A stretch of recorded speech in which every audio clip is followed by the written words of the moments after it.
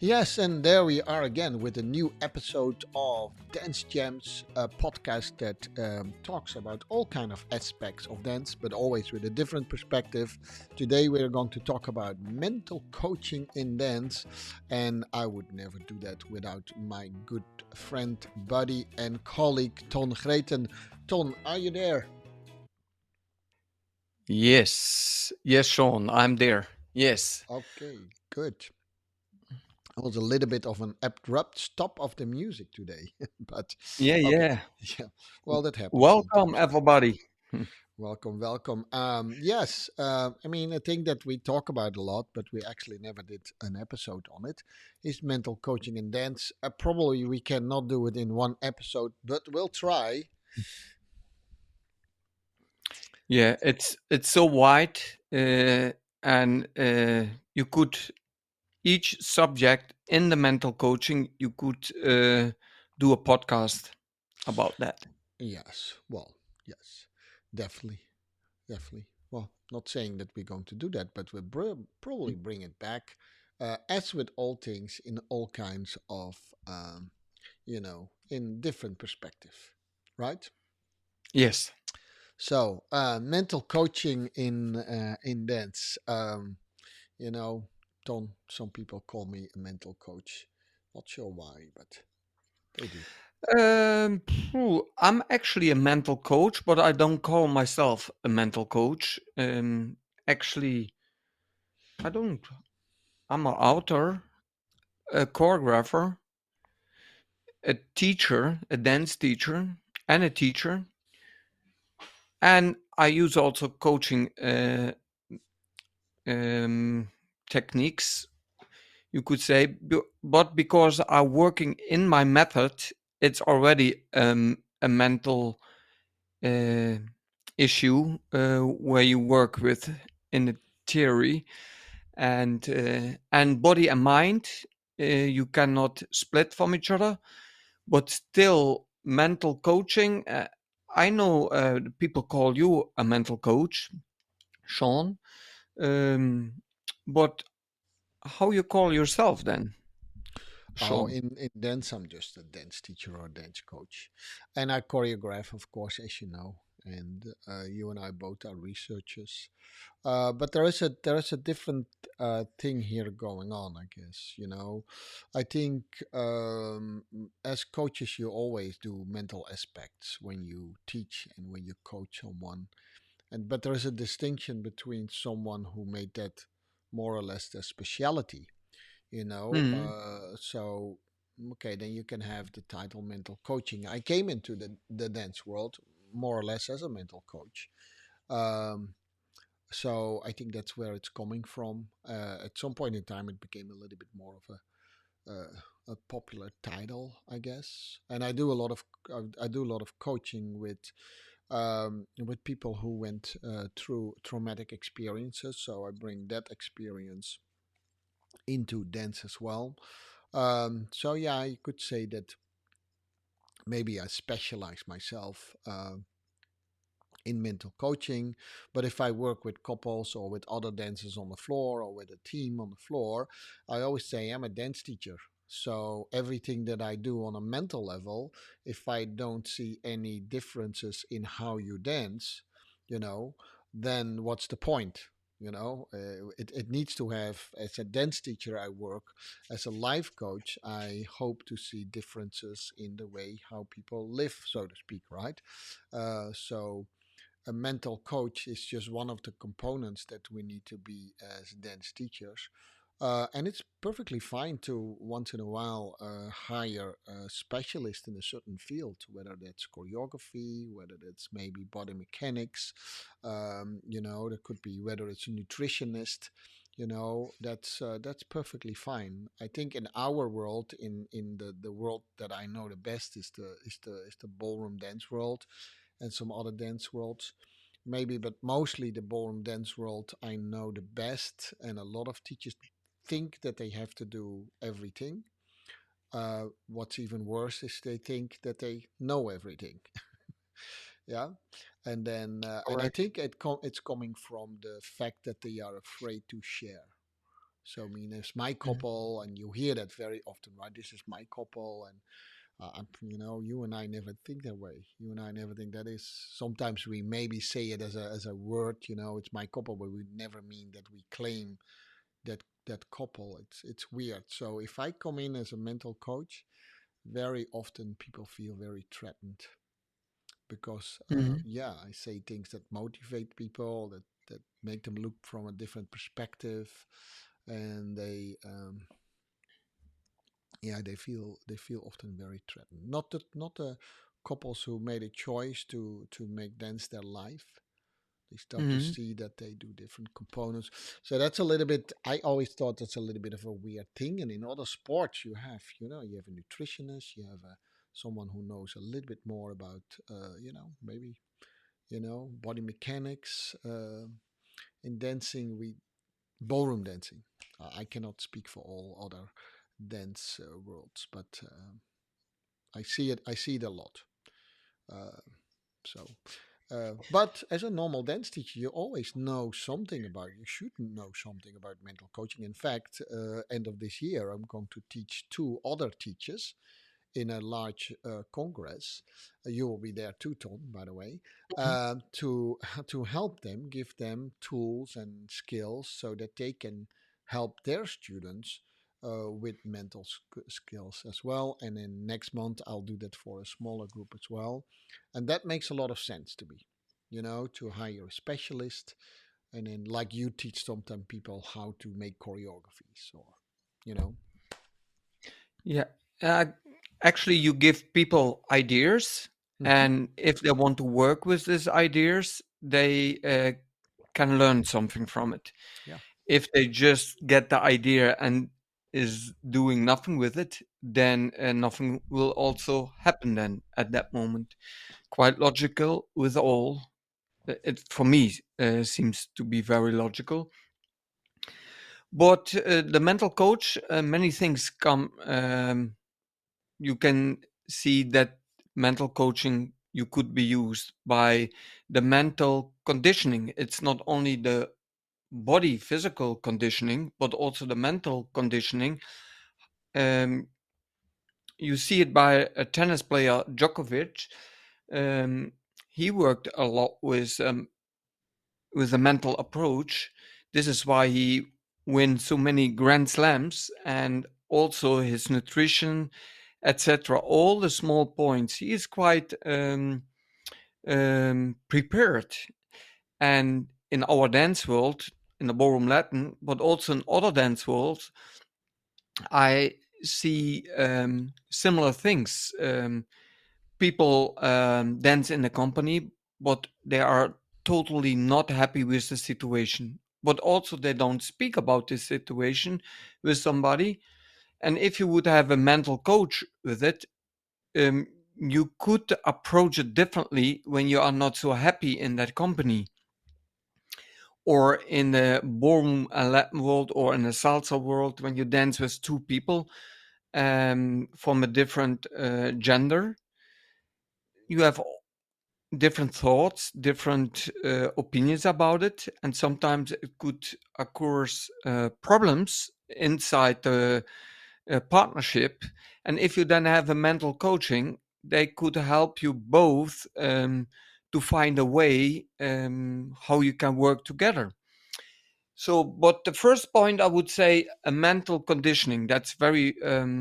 If you are in a negative flow, how you can bend it to a positive flow. Sean, that's a question to you. I mean, that's only one aspect of the whole thing, and that's often, Yes. I think that's where it comes in. They often see a lot of sporters see mental coaching as some sort of a doctor, right? I have a problem, I don't feel motivated, I have no confidence, all these kind of things. So it's like your body. If you want to do a performance, you prepare your body to the optimum. But it starts already where they think are two separate parts. That's where the problem already starts. And so in your daily practice, mental practice should be in there too, not even separate. Most of the things you can do at the same time when you do actually physical exercises too. But to talk about it similar is that, if you start to have feel a little bit problems with your turns, you go and practice your turns specifically, or you go to your coach or a specialist in turning. And you could, when you practice mental, then you can also immediately detect very early in the process where you struggle with your mental skills, right? But if you Mm. don't know what mental skills are, then you also don't know when you struggle on them. Does that make sense? Then you Yes. only see the problem because you don't know what the skills are to solve the problem. And Mm. that's where it is, right? Um, so then you get questions. If I do it in the physical aspect, then you get questions like, yes, Sean and Ton, I want to dance sharper. Okay, Mm. you and I say, then we look at each other. What do you mean with that? So they Mm. they kind of try to define a problem instead of already understanding to to have an idea that your dancing looks sharper. There are multiple components that add to that: timing, directional change. You and I talk, we break these things down. And that is the thing with mental coaching too. If they say, yo, you need to help me with my confidence, but they could have caught way earlier in the process what components help you to look more confident. Does that make Yeah. sense? So I'll Yes. break it down normally in about six things: mental skill, self confidence things, motivational enhancement, emotional and feeling regulations, performance, obviously, right? That's one big thing. Prepare yourself, performance. And last but not least, is resilience and coping. So if someone talks to you, I think you're a horrible dancer, what do you do with that, right? Mm. Or if your coach actually use words that are not so appropriate, which we sometimes see, how do you deal with these things? So you could break it down already in six big buckets. And if you know these buckets up front, then you don't wait until there is a problem, which is the whole thing of being an athlete. You want to prepare yourself to get a peak performance when you want to have a peak performance. And everything Yes. has to click. I see it similar. A little different approach in the mental conditioning. This peak performance, it's very, very important. But first at all, I would start with the perceiving, how you perceive information by your brain, of course. We had a podcast about that one. You use your instrument eyes, your instrument ears, your feeling you use from the skin. Um, of course, you have to smell and taste, but the proprioception is a quite big one of that one from the senses, and how you are focused with that eyes, with that feeling, and where you put this focus or attention to with the eyes, with your feeling, and where you want to have your peak performance under pressure also. And this you can train. And the difference is, first of all, you need to create options. Through the options of perceiving, you get, that sounds now a little bit strange, everything, but if I give some context a little bit later, you will understand the context. Um, this is quite important to create options that you as a person can make a personal choice at that moment in the peak performance under pressure. And then if you have a certain calmness and overview, then your mental condition has a quite rest in it to make that overview. If you are under stress, then people, the perceiver external, can perceive that you are under stress. So that's one of them. That's a quite different approach, but this is I how I don't do it think, in the. yeah, I Hmm? don't think, I don't know why you say that's different, but That's fine. No, no, it's different wording, but it's the Yeah. same approach, but a different wording, Sean. Um, yes, but yeah, you can continue with it, Sean. So another point is goal settings. For me, it's also necessary in my method to give them certain goals and information about some wordings that they understand the word technique or the word energy or power. If you understand these words, you can make uh, a choice because you understand the word and you could make a choice in what you want to use at that moment, in that moment to perform. That's also quite important. And if I want to make a show and you have only 1 week the time, so mental everything, this is possible. If you have 1 year, you have, of course, more space, more time to develop that show, but still you need some small goals in it. And if I would perform next month, then I need the end goal and what I must do in between in the small goals to shine at that moment. That's also quite important that you have also realistic goals to can shine at that moment. But then you need some tools or information how to get there. And this is where a mental coach can help you absolutely with the planning, goal settings, small goal settings, but not the goal as a goal, but the process to work and to develop each point where you want to go. That's how I approach it, Sean. I don't know how you No, this do for this. me, these are all little aspects of Yes. what mental is.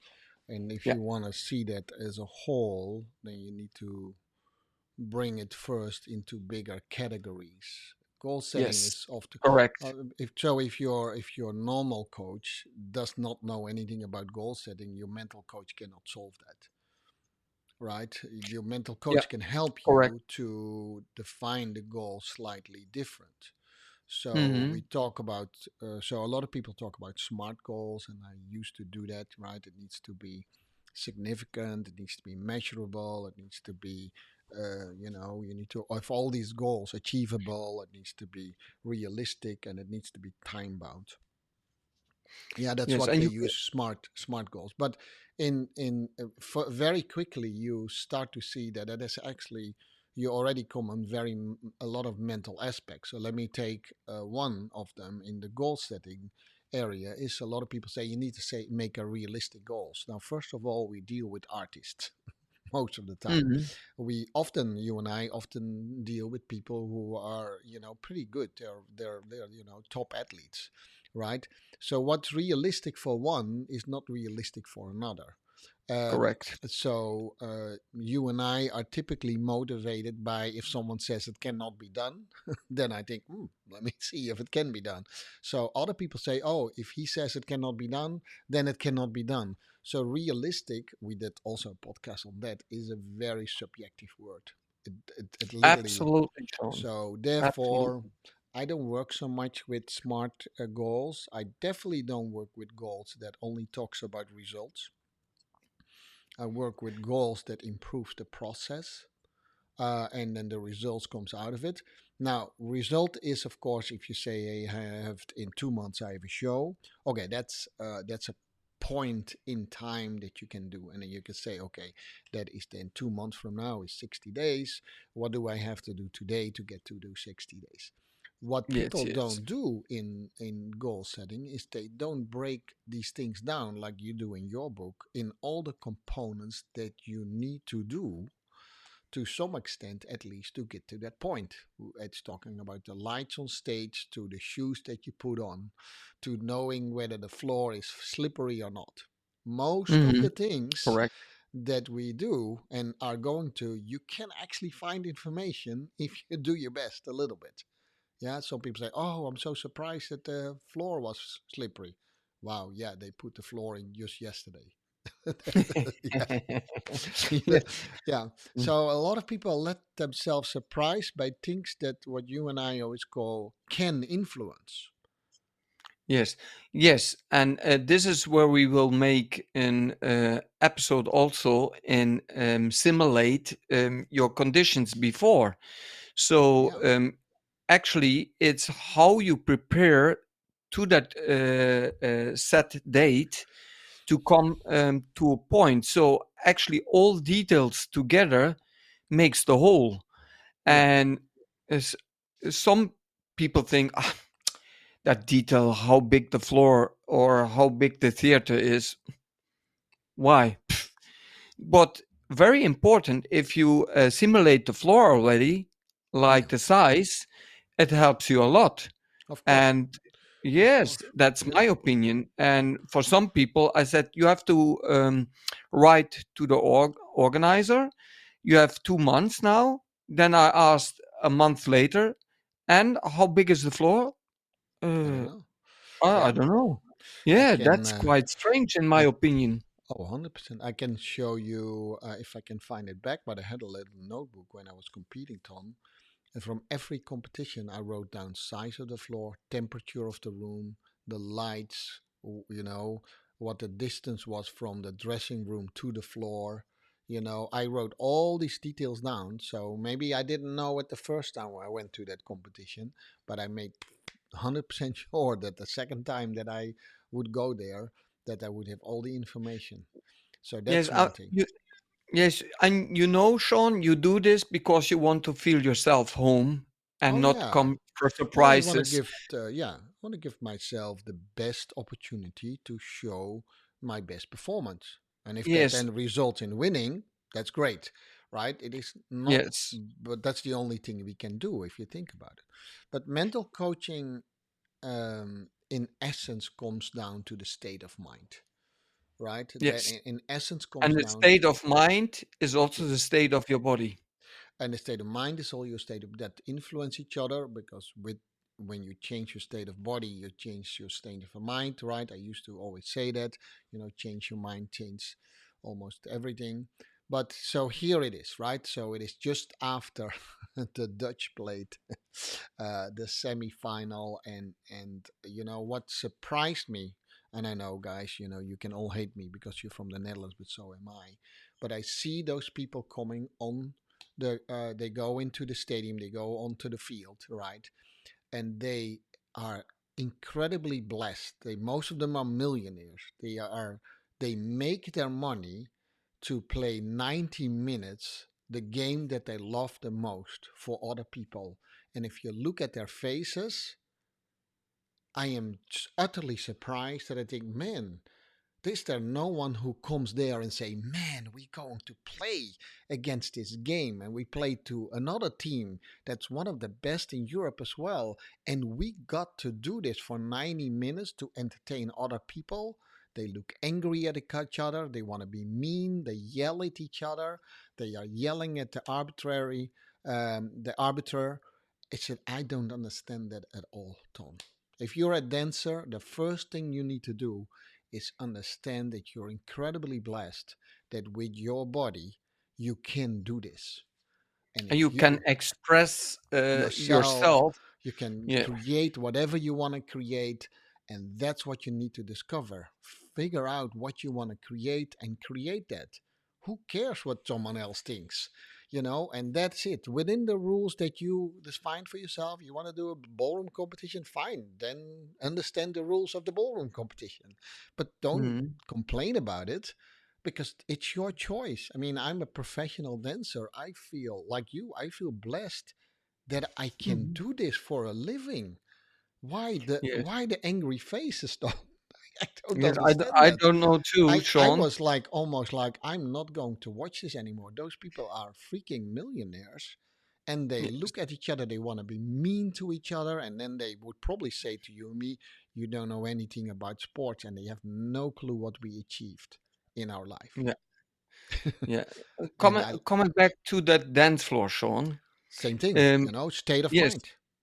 state of mind, absolutely. And actually, you are think about it. You are so unique. Every human being have a unique thought, a unique body, a unique how you say form of the body. In English, you say shape, but in my method, I call it form, forma figura, from the Latin words. It's quite important to understand from that unique thoughts. If you have knowledge, you have the support of a mental coach who could support you and gain some information to you, take that serious. Take these points serious. Um, Even which presentator will be there, which audience will be there, simulate everything. The music, simulate it. You know it before. Take the size from the floor. Um, Visualize the competition before, how it would be. That's also a quite important point of mental coaching, visualization. It's not only visualization, but also what you hear. I don't know how you call this in English, but all the information, also the noises and the sounds, what is there. It sounds maybe weird, No, but so if you once yeah, was there, think for the year after, okay, I remember this and this and this and this. I not just go to the competition and just dance there, because this is only just one small piece of the puzzle piece. It's all puzzle pieces together who gives the pictures. And yeah, yeah, yeah, yeah. So visualization is already trying to see things how it can happen, right? That is visualization, basically how yeah, it can happen, how you can how you can look, how your partner look, but also how the room looks.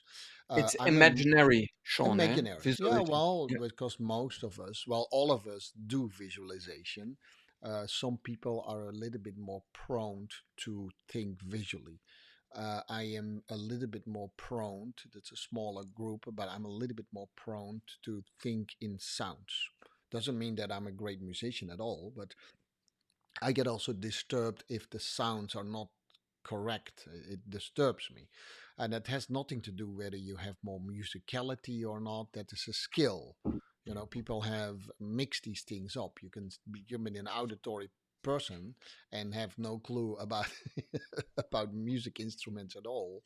And you can be a visual person and have no clue whether, you know, you cannot make a distinction between yellow and green.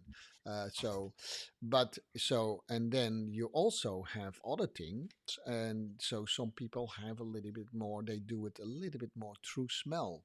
We call that olfactories. Yeah, so it's Yeah. important to smell. So give a little tip here. Some people, you know, they go in a dance competition where you dance with couples in a ballroom competition, and then one of the partners thinks, let me put on a new perfume right before I go on the floor. I have no idea how much that can disturb the other person, because like, oh, I Hmm. don't like that smell at all. Oof, you know. Hmm. And so someone with a stronger tendency to to react to olfactoric elements, Yeah. they have that. So knowing all these things, visualization, sight, all auditory, hearing, olfactory, smelling, and of course you have Yes. sensitive. We know that all, feeling. All these aspects you can think about it up front. But Temperature, it's light. yes, but if I would be judged by somebody who is standing close to the floor when I would be a competition, doesn't matter which dance form you're doing, if I smell to in sweat and I have a say smelly old shirt there, and you can, or I put some perfume on myself and I pass this judge there. That's a different Oh yeah. that's a totally different how we say feeling for him. Oh yeah. How Totally. we, yes, Totally. but I will come back to the visualization, Sean. If you visualize, if you have the visualization and the auditory, at the, if you sit down there and you would reflect it to your muscles, you could improve for that moment in the imaginary muscle, you could make already a plan how your muscles would react in that body part and Yeah. how they work together. So it's a lot of mental uh, focus in the brain to go through that routine and how you use your breathing Yeah. and how you So want to feel. What is your timing? um, what is the space you want to use, and if something happened, how you handle that one. So you can do this already all before, Sean, and it has a lot of influence when you go to that floor and this plan worked, how you visualize it, and in the auditory and in the muscles. um, that's the most wonderful. And when it not works at that moment, fine too, but you yeah. prepared yourself. That's the Well, point. there's always one phase before that, right? And that is what we call your sensory ability. And that's what you can train, right? In the gym, we always talk actually, you see through your eyes, but your mind and your brain registers, right? You smell Yeah. through your nose, but your mind and your brain register. You taste through your mouth, you feel through your skin, you hear through your ears. So if there's something with your ear, you can maybe solve it, but you can actually pick up more details if you practice on it. Walk through the forest and really look and see more details. Listen to music. Try to mention the instruments that you hear and try to mention the loudness that they play and the variations, but mention it, talk it to someone, because your awareness, so your sensory ability, becomes increases. And that's definitely true for your body. In the gem method, we talk about tonus, which means, the tension that you use in your muscle. And very often beginner dancers, they only have two tensions, that is relaxed or it is they have no difference in between it. Over time you can say, can I put a little bit more tonus or less tonus? And the more variations you can find, the more distinctions you can find in all these things and know how to express and apply them, that is a pure mental exercise with a physical expression of it. And that's so we talk about, okay, you need to put your arm out. Ton and I would immediately said, okay, do we do that with a lot of tension in the body? Do we do that with a lot of tension in the body? Do I do it direct? Do I do it indirect? Right? We have like immediately 20 questions when someone says something like that. And Yes, absolutely. that is because we know distinction. And distinction you can only know if your awareness increases of all the elements that makes one singular movement. We have not even Mhm. talked about composed movements. No, Yeah, no, no. Yes, and but that's this is also a that's also a point, Sean, what you want to be at that moment and what you want to become. And if of you course, yeah, totally agree. yes, and if you visualize it before, you practice that and take all the smallest details very serious, because you think maybe it's not that serious. Yes, at the end, the details make what you are. And I Yeah, give an example. You want to sell your car and you have the most fantastic car, but if you not clean them and the buyer comes and he looks and thinks, okay, how you treat the car is also probably how the car will yeah, drive. So this is, I assume that. But if you clean the car, you are maybe able to buy it more faster than if you see the car who is not clean, and maybe all the car has all aspects. But the point is, take all points serious. And this is what brings you. That's the personal. Yes. And then if you get some knowledge about mental coaching, I would go in all these big points what Sean told in the beginning of the podcast. And I take some big ones there. Uh, the mind body connection. That's one big, really big point. What I would take how this works together. Recovering from injuries, how you handle that, and how you work with that. Uh, Building confidence, stress management, all these points is so important. Mental conditioning, we told already in beginning of the podcast, goal settings, etc. And Sean had also a lot of points, big points, where to go into it. But I would start to gain knowledge and take yourself very serious in how you want to handle on that floor. So all these details, I cannot tell it you enough, is important. How far is the distance to the toilets? How far are the changing rooms? Um, what is the temperature? What? How is the sound level? How feels the floor? How slippery it is. You can prepare everything. Your clothing is broken, so have a needle with you with to sew it, Yeah. or have an extra pair of trousers, shirts, socks, shoes with you. Be prepared. Take it serious. If you are a beginner, okay, I can imagine that the experienced trainer will say, you need this, you need that, you need so. But once you are experienced, still take it serious. Yeah. So, but and again, we come back to just one aspect that is be prepared for things, which is a mental aspect too. And but there are there are many more. So some people ask us, what are the skills? What are typically mental skills? Right? Visualization is a mental skill. You can actually learn to visualize better. You can learn how to do that.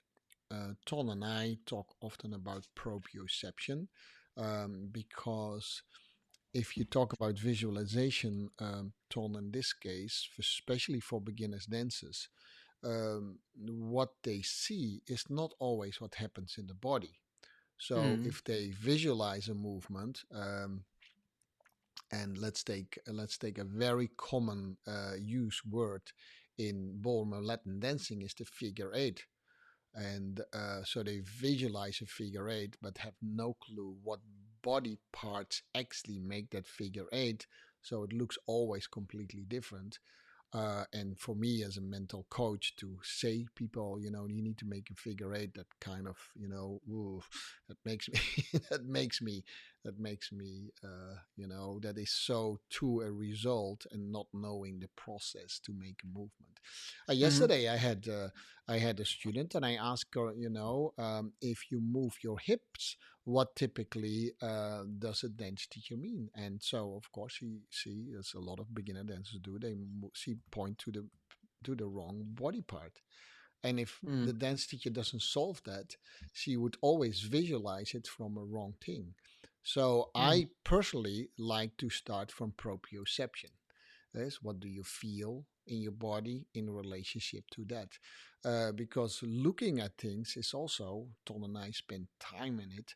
Is also that's also a skill. How do you look at things? Right? It's a skill. Listening to things is also a skill. There are many more of those what we call perceptions. Right? There is a perception of how you experience gravity, how you experience balance, right? That is how you experience even the temperature around you and what you can do that. And that's the distinction. And very often we only talk about sight, smell, feeling, and hearing as the five senses. And there are actually way more than that. We have way more senses than that. And that mm, is mental for people already hard to understand. And that what we often come back to in Jam is that people keep talking about body and mind as two separate things and cannot accept when we say, that's actually only one guy who brought that into in history, and he said it and he became pretty famous, and now everyone takes that as the truth, but that's only for a small part in the world. And There is no separation of the body and mind, but as a And who was that modality. person? Who was that That person, Sean? is that's a French philosopher and mathematician, and his name is Descartes. And therefore it's called as, let's not become too technical, but it's good to know that's therefore it's called as the Cartesian dualism. And he just want to describe things like Ton and I describe things in Gem and other things, and we often say, don't take everything that we say for the truth. Do your own research, right?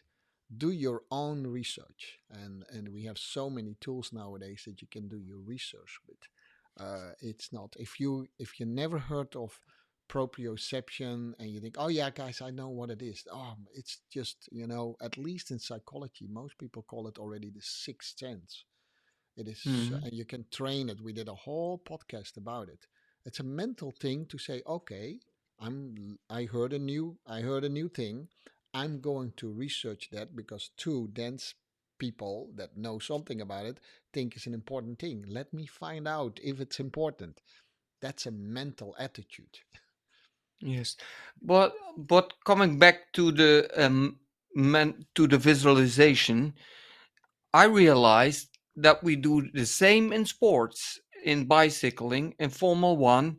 The the route we drive, or for the bicycle or for the cars, you visualize every corner, how you get into that corner, how long the way is straight, but also the wind, where the wind comes from left or right. And actually, on the dance floor or in the theater, you visualize how big is the floor, where I'm going. You, of course, you can mostly practice before. If you not can do that, simulate at home and then work with it. And how are the weather conditions and the temperature? For me, it's not that strange, Sean, but maybe for some people, why so serious? That's maybe not so important, but it is important, because if I'm driving Formula One and there is a break in between because there was a car accident, and you have 1 minute to go to the toilet and you don't know where's the toilet, then okay, then you are in stress to find the toilet. So be prepared before, and be sure that you in 1 minute have did that toilet. And that's everywhere, like Yeah. that. Or Well, and if you, yeah, yeah. So one forgot what it says, but I think it was Tony Robbins. Success is when preparation meets opportunity, and that yeah. says it all. And a lot of people, they wait till the opportunity and think, now I have to do. No, the it is, success is almost never a coincidence. There are a lot of things that you cannot manage, but for most people, it is actually not a coincidence, and it shouldn't be, because if you think, if you're a surgeon, right, and I use that example a lot of time, everybody that they cut open is different, right? But most of the things they know already up front, so that they can concentrate on the exceptions, right, which should be the smaller part in what you do. And if you translate that to your dance performance, if you're well prepared, you only have to concentrate on the things that are maybe exceptions. For instance, in a ballroom competition, you would not know exactly where your other competitors are. Well, if the rest is all in you, right, then you have a lot of awareness how to manage what we then call floor craft. Um, Hmm. but if for you the music is new and you don't know how big the floor is, then you have so many variables to think of when you do that competition. Yeah, no wonder that you bump into the other people. Yes, yes. At the end, is it important to shine on that floor? Doesn't Yeah, matter which dance floor it is, or in not a at all. theater, or on the not at all. Or on the street So even. Yeah. be prepared and take your time um, to be prepared, and not just 5 minutes before you want to get on that floor. So prepare yourself physically and mentally uh, to it, that you are ready. Take your rest. Um, External factors, try to eliminate them before you go. But Sean, what I feel also in the past when I did TV programs and other big competition, my external world don't take it sometimes not so serious. And then, but for me, it's important to know how big the floor is, and they don't give you the size of the floor, or that you won't be ready and do a warm up, but they don't give you the time to Time. warm up. Then, Mm-hmm. I ask where I can warm up. Then I do it in my own time. No, no, you have to stay here and you have to wait here for 1 hour. Mm. Okay, is there a spot that I can move here? No, no, no, it's not allowed to do that. So then you can visualize. So you have to find ways how you can prepare, even Agree. when the external world try to give you all the rules what they think these are the rules how you must be prepared. Um, no, and I take this quite serious, and but sometimes my external world, or they don't take this so serious. And actually, if you would speak before about them, they think also you are a little bit weird to think like that. But actually, it's not weird. But they think, okay, I have to put some energy and time in it there. Actually, it's not what I want. So they have different priorities and think you are a pain in the ass to help you. So, but try to find the timing to gain all this information on time, that you are can prepared. And I would take it also serious. And then if you find calmness in that mind, you can prepare also that body at the right moment. And then if you want to shine, you will shine, because the most important is you at that moment who want to shine.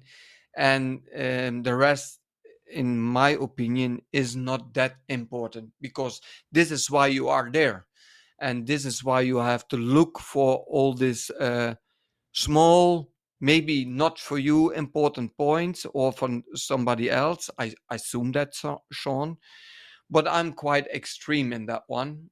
And people think, oh, you are quite serious in that one. Yes, I'm serious because I'm a professional and I take it serious. And but it's also fun to know it before, to Oh yeah. find some calmness. Yeah, it's fun, and I do think specifically in commercial dance studios, we almost do more harm to people in their dancing than that we actually teach them something.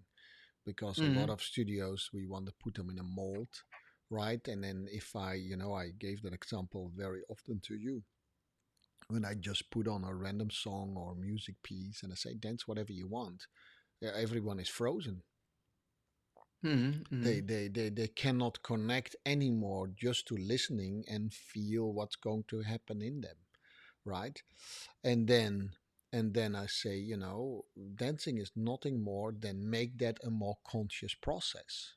What is it that you want to do? Don't let you know yeah, but is it then a salsa or is it then a cha-cha? They want to put it in a lot of And the us. box. Yeah, they Yeah. want to put it in a box, and oh, you're doing a movement and that is not a cha-cha movement. Says who? And so they Hmm. do that even in a social setting. Now, if we do a competition, there are rules, and they are very unclear most of the time. People think they are clear, but they're very unclear. But we did a whole podcast on that too. If you don't know what these rules are, you cut yourself short.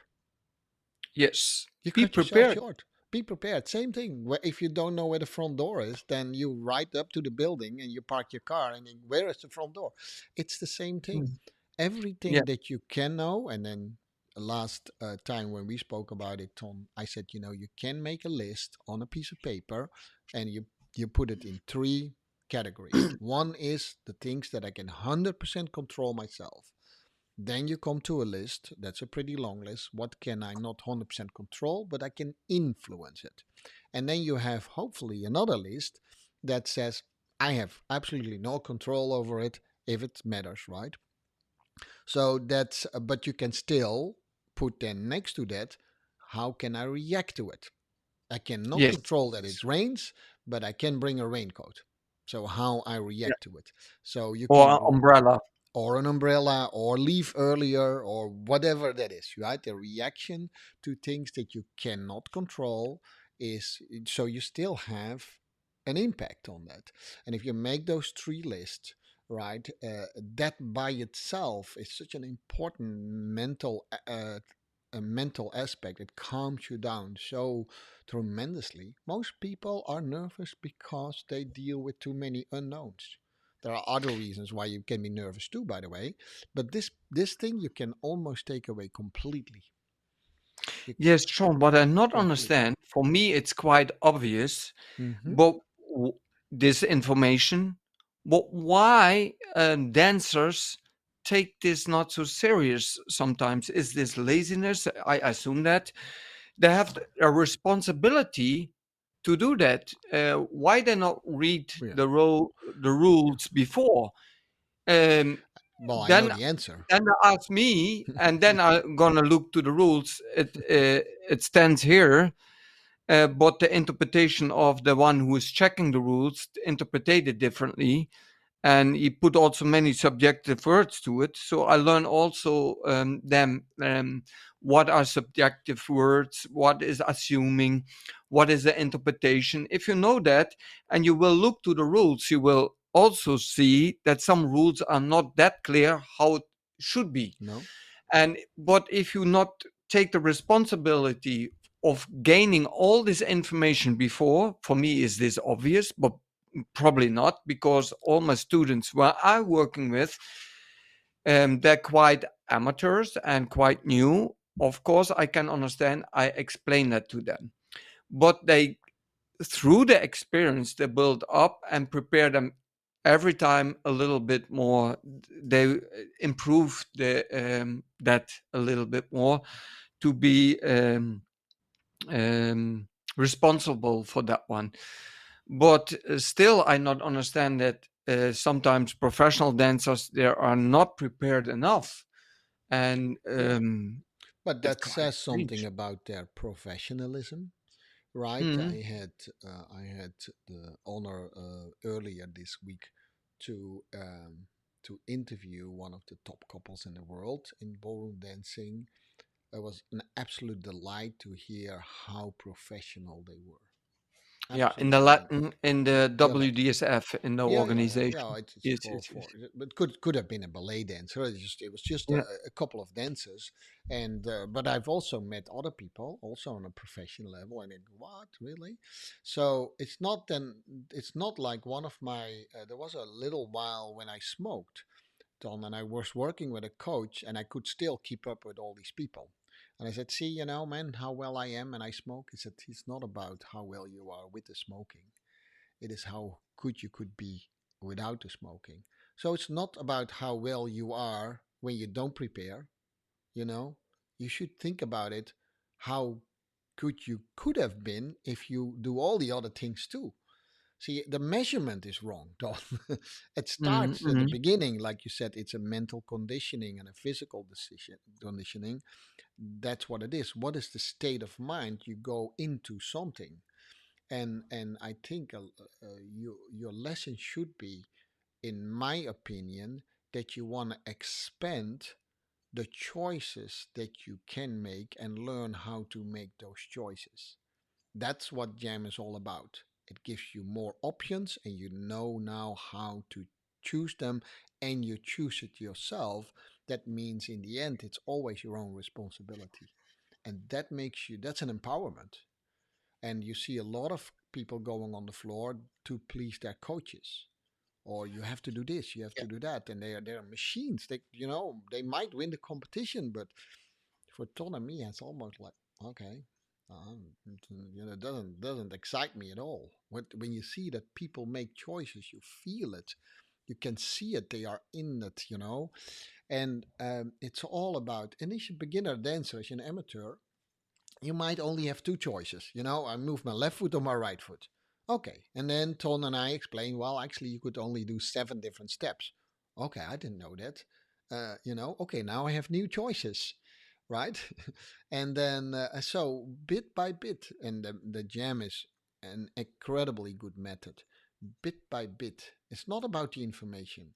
You have to think through it that every time you can make a choices. And if you want to break down where mental coaching really meets where performance is are you confident in the choices that you made? It's like, Hmm. oh yeah, I didn't know that we that the room was this light. Okay, yeah, then you couldn't make a choice. You you took yourself away out of the choice. There's so many. If you know all these things, you can make choices. And It's by all yeah, means, you and I don't have to. absolutely sure. Yeah, and I It's don't have to agree with your choices. Ton, you don't have to agree with their choices. And we would support any student that says, "This is I believe in this." Then we support you in that belief. so you have 7 steps then to Only, make. only seven Yeah, steps, only 6. Yes, but you have 6 ways to turn. and you have Only six way 6 to from the turn. feet. Only six. I Only mean, 6. You you have can win.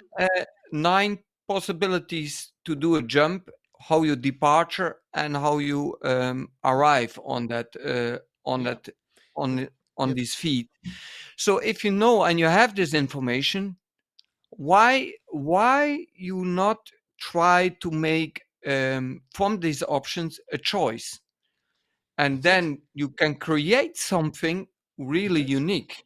That's it. And that's quite important that you make that choice and not the trainer or the choreographer. Of course, sometimes for your job you must do for the choreographer exactly this leg, but at the end, also if you give this structure, uh, from that jump you departure from that foot and arrive on this feet, on this two. In between, still there would be some freedom or not. We don't Always. know what the choreographer. Yes, yes, yes. But it's everything mental. Uh, be prepared. That's actually what we say, and take all small aspects very serious.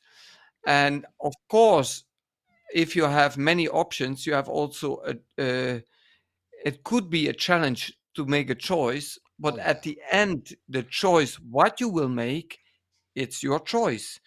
And of course, you can be disappointed sometimes and think, I could have made that choice, but I didn't do that. Well, you have always a second chance. Yeah. No, of course. And you can increase your number of choices, right? If you can only make one spin turn, there's not a lot of choices to make. You either make it or not, right? And then you can choose left or right. But if you practice that you can do three, then you can choose, hey, I can do one spin turn, I can do two, or I can do three. Now, none is better than the Yeah, other, but you already have increased your choices and you worked yeah, hard for it. Uh, and yeah, uh, and that's how simple it actually is. If you yeah. can only do one, Yes. you limit your choices. Yeah, but actually, you have to make this 7 steps to make this 6 different turns You on the have feet, 10 or body the parts. 9. You have 10 body parts, and you have only 3 Three. things before. That's bending, stretching, rotating. There is not more what you could do. Exactly. Maybe the side bending from the anatomy, but Okay, actually, that's the it comes before. down to 3. What gains 7 possibilities in steps, 6 in turns, and 9 possibilities to jump Jump. in departure and in arrival. but still you need the other three, bend, stretch, rotate, To do to that. do Yeah. that. So, Yeah. and if you know how this is built up in that 10 body parts, yeah, it gets incredible beautiful to be Yeah. focused on your own mind, in your own options, in your own choices. That's the most beautiful what there is. And when a mental coach could help you with that one, um, even with the timing and explain how the space is, etc., etc., yeah, that it's nice, but at the end it comes only up to you and Yeah. Yeah. not to anybody else. And try how you get into it. And for me, this is a quite a relaxed now. Well, for me too. And I Yes. explain that very often to students, saying if you can break these big buckets down in maximum 10 things, 10 body parts, that's you can remember that. If you study, you can remember. It's not like we say, oh, you have 1200 body parts. No one can remember 1200 body parts, right? No. But that, so we have it, it's by design that we made it in that way. So that's one thing. But you ask me, why is it that people don't do these things? And I still believe that people are too much focused on the result. I want to dance like that. They are not like you and me, obsessed with the road towards it. And the strange thing, if you start to work step by step on the road, and you see that in some of your students, and I see it in my students, then they are almost surprised, but pleasantly, that they arrive at a point where they are, where they can do so many things. And that is where you clearly can see they are obsessed with the process. Some people immediately want to say, yeah, but I want to do all these hip actions and stuff like that. Well, okay. So they don't want to break it down. And I noticed that definitely with a little bit more experience than, so when I say, can we talk about how many body parts you have and singular movements? They're like, yeah, Yeah. they're almost like, so it's almost nicer to have someone blank coming in and you start to teach them in a different method. I had the luck to work with a student, although she is a little bit older, but she experienced it. She came to me and said, well, I said, I want to work with you, but we work differently. Don't be surprised that I don't immediately give you five choreographies because we do Latin, and that I, let you do all this choreography. I explain you general movements, 10 body parts. That's how we started. And I'll promise you, you have a much more ease to remember movements and choreographies than ever before. And it's so true. It's so true. I do it now. I just say, hey, you want to work with me? I stop doing the other things. I can't do it anymore, Tom. Just saying, Mm, what is, and so I had a little piece, and then they say, oh, but you do the rhythm of the cha cha in your shoulder. Is that allowed? mm, And I say, mm, mm, what? mm. What? Huh? I didn't understand the question even. But that Yeah. has to be in your hips. Says Mm. who? Huh? It's so we as commercial studios sometimes do that, Ton. Yes. And I mean as a general, as an industry, right? This is a cha cha. This is a rumba. If you want to go to competition where those rules are there, great, do that. I love it. Yes. But mostly it's your environment who give a judgment about that one. Yes. I would not say don't care about it, but they give a certain judgment, or they're assuming something on information to you, and it has, of course, maybe influence on it. But if you be focused on really on your point of view how it should be, then everything is okay. You can filter that out, and maybe I can use something, take it serious, yes, but maybe you think, okay, I put it to the side and it's fine. But it comes up, you bring the art at that moment Yeah. with body and mind connection. There is the connection, it's one. actually. And if you have all this information of bending, stretching, rotating in the options of 7 walks, nine jumps, different jumps, from the feet, 6 different turns, then you know already, Oh yeah. okay, I have all these options. It's up to me how I handle that. And when somebody sees it differently, yeah, be my friend. Yes, fine, nice. Do that. Yeah. I will look what I can do with it, or I look different to it. Yeah. But the choice at the end is up to you. Or two. Yeah, no, of course, if I say who cares, I mean that actually serious. Ask who cares. So what I mean with that, I love still, you know that, I love still the ballroom and Latin competitions, but it's a choice too, right? It's a choice. I like it because then I understand the setting, but that's then who cares. Okay, I go to a certain competition, so they care. So then understand the rules, but I don't limit my movement because of the rules. Only when I'm in the setting of that competition, then I know that I have to move. But that doesn't mean that I cannot do another movement. I want to have total freedom in how I move. And then I Yeah. make the choices where and how I move. So, as a martial artist, I fought in different ways. Sometimes there was no protection. Sometimes you could hit someone in the face, and other times you could only hit someone here. It's so you just, if you know the rules and you can and you have the ability to control your movement, you just you abide to that. You can do that. Then you have choices. That's different than when I put you in a mold. Does that make Yeah. sense, Tom? That's a Yes, mental aspect. that's And absolutely and there. then And you if always played a little bit on the sides of that, right? You try to go a little bit over the rules. I always played it a little yes, bit but what, safer. ask Uh, yourself, Sean, why I yeah, would do that.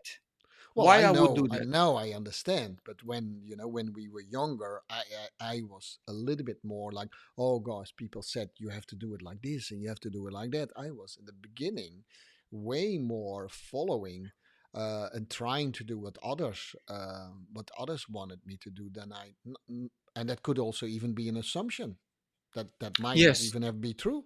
That was yes, my interpretation of how I heard other people say it to me. It might yes. not even have been true, Tom. And At the that at, realization made me strong to say, yes, hey, at the end, you are on that floor, exactly. and you try first of all to entertain yourself. But if you can also entertain the perceiver, say the audience, not Yeah. every audience is every person a perceiver, but the one who really perceives to you, how exciting you can make it to them. It's all a mental aspect, how you plan it before, or at that point how you feel it could be also, but then you have already experience with it. It's not like Michael Jackson when he did his shows.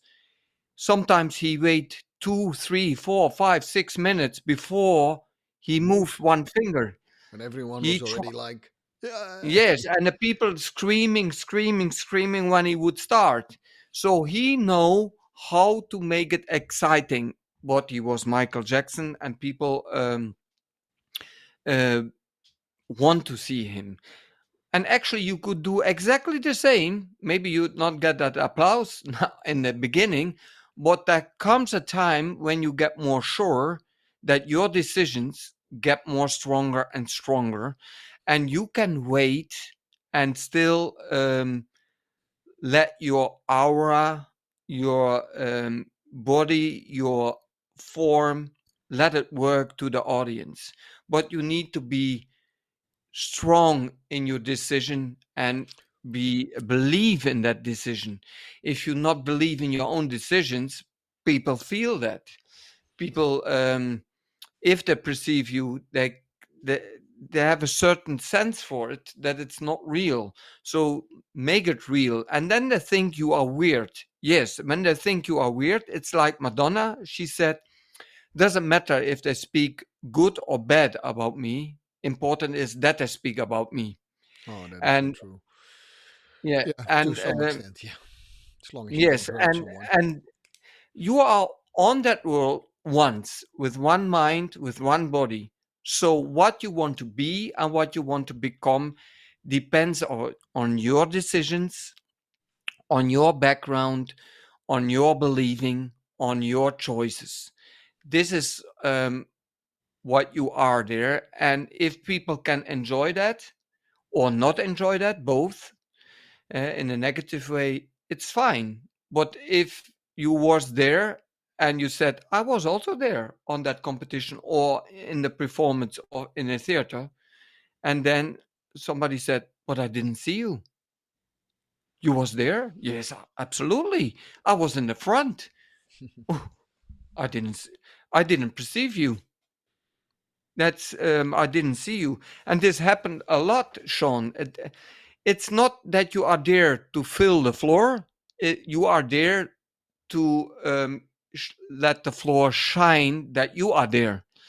And I cannot tell it you enough, because if you have a mental coach, he can help you through that process. But at the end, you are doing all this. You are the performer. Yeah, you cannot. I can never do it for you. It's just it's just, it's just specific information, like the information that we gave you, 10 body parts, three. You can only move those body parts in three ways. It's very specific information. You can break movement down, and so I can break also your mental abilities down to very simple things that you can do. Yeah, like I said, I will talk about that in the end of the year to make that very practical. How can you help a student to become a mental stronger and things? So we talk about these things, these processes. We unfortunately, Tom, went way over the hour, way over the Wow, hour, Sean, and you that's you only can see because how interesting this is. it's still, yeah. So Yes. yes, so we'll probably come back to some of these aspects. A couple of questions that I still have for you, of course, Don. As always, I think in Gem, that is then from a different perspective, we actually make no separation between body and mind. You can actually see that a lot of the things that we do there immediately have an influence in how you think, like 10 body parts three times, that is both mentally a clarity, but also in your body you have to think about, oh, is that true or not? Test it Yeah, yourself. test it. Yeah, Yes. you can come up with more, please write us. Yes. Yeah. And one thing more, Sean, the body and mind, all the words and sounds what we you listen to my speaking now, this is also how you move with that body. You see my hand, how you move with that gesture. Move. That's the word. Move. Think. Feel. Do. Try to come with your thoughts. There happened an event. How you handle that with your feeling, with your thoughts. What behavior you have. What are the consequences? What is the result of it? Work with all these elements and you will be unique. You are already unique, only you don't know it, but you are unique. But if you have more information, try what you want to become there at the end on the floor, how you want to entertain people. And they say to me, I'm a strange bird, colored bird, sometimes to me. But yes, that's fine for me that I'm a strange bird, because when everybody would be normal and the same, how boring our world would be. Yeah, well, even if you try to be like someone else, you are never it anymore. You, No, you no, cannot no, you no, no, cannot no. even succeed in that. Correct, Sean. But Correct. yeah, that doesn't mean that not once in a while you can learn from mimicking someone else. I mean, you can learn a lot from that too. There is a special skill in that too. None of the things that we say is either right or wrong. There are too many facets and perspective how you can look at things. You don't need to do anything, as we always say. Um But yeah, that has a huge mental thing. And then you have this special field, where people feel, hey, but if we don't feel confident, to wrap it up, or if we, have a lot of issues with each other, can you do something? Yeah, there are, most of the time there are simple techniques that can help you move forward. But in the end of the day, if you know why you dance, if you know what you want to do and what you become, you don't need a lot of mental coaching for those kind of things. What you want to do For the for those for two those kind of, already, Sean. yeah. But if you For go, this, yeah, if you mm, go, then you start to say, hey, are there mental skills that I can use to improve my movements and yes, express myself different? That's yes. way more interesting than only So thinking about motivation and so yeah, on. yes, people. I assume that some people don't like me because I break all these boxes. I don't want to put somebody in a box. You are totally free, and you have your choice inside the structure to move Yeah, freely in space and time. So don't try to please somebody. Please yourself at first. That's the most important. yeah, Um, and yeah, go go, with it, and don't think there are borders there. You have yeah. totally freedom to do whatever you want to do, Yeah. Well, and I also like to think if you want to be in a box, make sure that you know the box. A lot of yeah, could people be too, are in a Sean. box and they don't know that they're in a box. Lately, I think I've changed a lot, Tom, because one of my students said, I don't think you even have a box. I said, well, that's probably true. That's probably true. But I know the box. I know the box of Latin American dancing when we go to, for instance, a bigger competition. I know the box when we go to another competition. So that's a good skill too. But to be in a box and not even being aware that you're in a box, that is, taking away all your own freedom. Yeah. It's not bad to And be in a don't let box. you put yourself in a box. That's also a point what I Exactly. want to give to you. And Exactly. if somebody want to put you in a box, realize that and ask yourself, is it me? Yeah, Do I very want that? often you come to the very scary situation that you think that other people want to box you in, that you actually let it do to yourself. That is a very scary realization. And so, because we definitely always like to point the fingers to someone else, but point it first to yourself, because if you point one finger to someone else, you point at least three fingers to someone else, you point at least three fingers back to yourself. Point this to Mm. you, three of those fingers pointing to me. Realize that when we I saw think, two fingers, Sean. one there, one, two, three. Okay, okay, okay.